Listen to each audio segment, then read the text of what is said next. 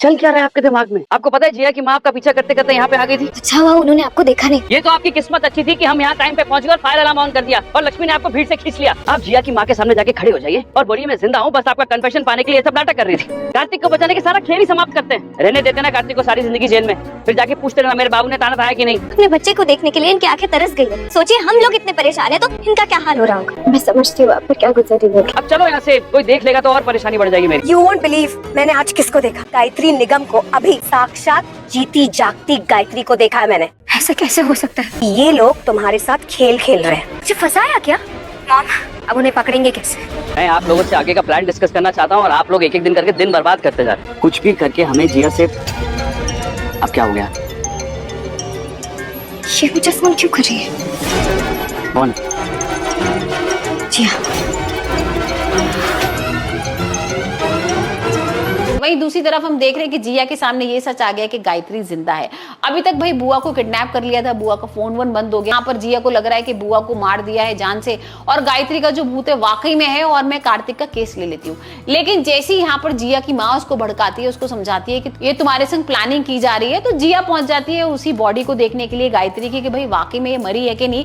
तो जिया क्या करती है, यहाँ पर गायत्री की जो बॉडी होती है उसको जलाना शुरू कर देती है। भाई गायत्री तो जिंदा है। तो अब देखना होगा लक्ष्मी किस तरीके से गायत्री को बचाती है और कार्तिक को जेल से बाहर निकालेगी। मंगल लक्ष्मी के आने वाले एपिसोड में एक अलग ही ट्विस्ट देखने को मिलने वाला है। यहाँ पर सोम्या का सच आ गया मंगल के सामने। भाई हम देख रहे थे ना किस तरीके से सोम्या कुसुम को परेशान कर रही है। यहाँ पर कुछ ऐसी मेडिसिन दे रही है जो केमिकल वगैरह मिला हुआ है उसमें, और यहाँ पर भाई कुसुम को होश ही नहीं है। कुसुम की इस तरीके की हालत हो गई थी कि यहाँ पर भाई वो मंगल को घर से बाहर निकालने की कोशिश कर रही थी और सारा इल्जाम मंगल के ऊपर लगा रही थी कि भाई ये मेरी जान लेना चाहती है। और यहाँ पर भाई सोम्या को यही तो चाहिए था कि मंगल किसी तरह से घर से बाहर निकल जाए, लेकिन ऐसा कुछ नहीं होता है। यहाँ पर मंगल सब संभाल लेती है और मंगल को कहीं ना कहीं ये तो पता लग गया है कि कुछ ना कुछ तो भाई सोम्या कर रही है। अब जो दवाइयां दे रही है वो कहां से आ रही है, उसमें क्या मिला हुआ है, ये पता लगाने के लिए वो कुसुम को ले जाएगी हॉस्पिटल।